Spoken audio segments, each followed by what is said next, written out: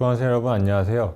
지난 시간에는 백두진 선생이 재무부 장관으로서 전시 재정 안정을 위해 추진한 정책 중 임시토지소득세 도입에 대해 살펴보았습니다. 이번 시간에는 역시 백두진 선생이 전시 재정 안정을 위해 추진한 정책 중에서 유엔군 대여금 상환에 대해 살펴보겠습니다. 지난 시간에 말씀드렸듯이 유엔군 대여금 지급은 통화량 팽창의 주요 원인이었습니다. 따라서 이를 상환받아 통화량을 흡수하지 않고서는 인플레이션 문제를 근본적으로 해결하기 어려운 상황이었습니다. 당시 유엔군 대여금을 조기에 상환받아야 하는 이유는 또 하나 있었습니다. 유엔군 대여금은 원화로 제공했는데 이를 달러로 상환받게 되면 한국 정부 입장에서는 외화 부족 문제를 완화하는 데에 큰 도움이 될 수 있었습니다. 그래서 백두진 장관은 미국 대사관을 수차례 찾아갔습니다. 그런데 미국은 이 자금에 대해 상환 의무가 없다는 입장이었습니다. 협정에 대여금을 상환한다는 조항이 없다는 것이 그 이유였습니다. 당시 ECA, 즉 미국 대외원조처의 원조가 사실상 중단되고 유엔군 사령부 주도로 원조가 제공되면서 한국과 유엔군 사령부는 경제 원조와 관련해 새로운 협정을 체결할 필요가 있었고, 이를 위해 1951년 4월부터 회담을 진행하고 있었습니다. 재무부는 유엔군 사령부와 회담을 열 때마다 유엔군 대여금 상환을 요구하며 설득하는 작업을 벌였습니다. 그 결과 미국의 인식에도 어느 정도 변화가 나타나 1951년 10월 처음으로 유엔군 대여금 1200만 달러가 상환되었습니다. 이는 대여금 중 일부에 불과했지만 백두진 장관은 이에 고무되었고 대여금 전체를 청산해 줄 것을 미국 측에 계속해서 요구했습니다.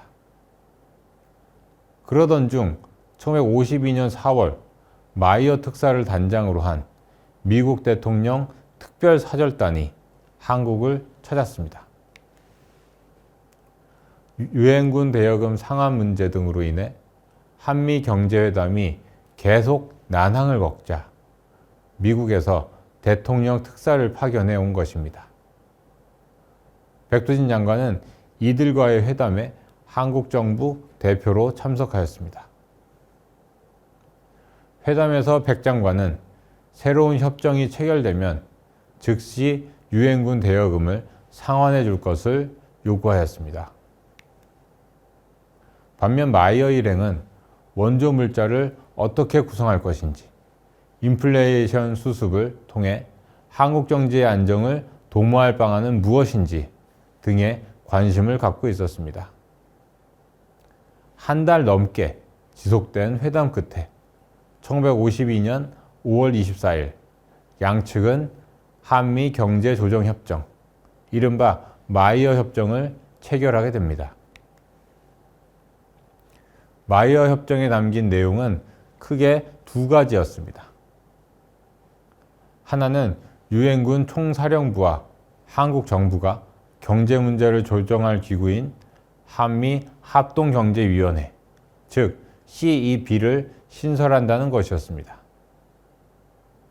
합동경제위원회는 한국과 미국 양측 대표 1명씩으로 구성되었으며 이들을 경제조정관이라 했는데 원조 관련 정책을 조정하고 필요한 정책은 한국 정부에 건의하는 기능을 담당했습니다.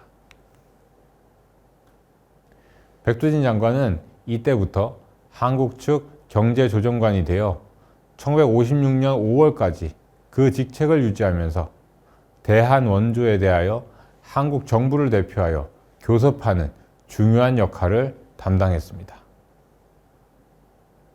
이후 합동경제위원회에서는 매우 다양한 문제를 다루었습니다. 한국 정부의 재정정책, 금융정책에 대해서도 논의했고 원조물자 판매 가격을 어떻게 할 것인지, 대충자금은 어떻게 운영할 것인지 등에 대해서도 논의했습니다. 따라서 미국은 합동경제위원회의 미국 측 대표를 통해 한국 정부의 경제정책에 큰 영향을 미치게 됩니다. 마이합정에 담긴 또 하나의 중요한 사항은 한국 정부가 경제를 안정시킬 분명한 행동을 취한다면 유엔군 측에서 대여금 전부를 상환하기로 합의한 것입니다. 결국 유엔군 대여금 상환 문제는 1953년 초 유엔군 대여금 미결제분 청산이 이루어지면서 해소되게 됩니다.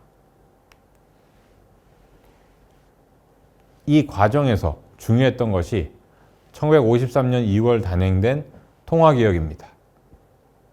한국 정부가 전쟁으로 인해 늘어난 통화량을 흡수해서 인플레이션 문제를 완화하기 위해 통화개혁을 단행하자 미국 측에서 한국의 인플레이션 문제 해결 의지를 높게 평가해 당초 약속을 이행했던 것입니다. 이 통화개혁을 주도했던 인물도 백두진 장관이었습니다. 백두진 장관이 통화개혁을 추진한 목적은 크게 두 가지였습니다.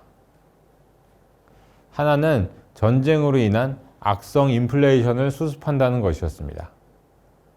앞서 보신 것처럼 이를 위한 여러 정책이 추진되어 왔지만 효과는 제한되어 있었기에 통화개혁과 같이 보다 강력한 조치가 필요했던 것입니다.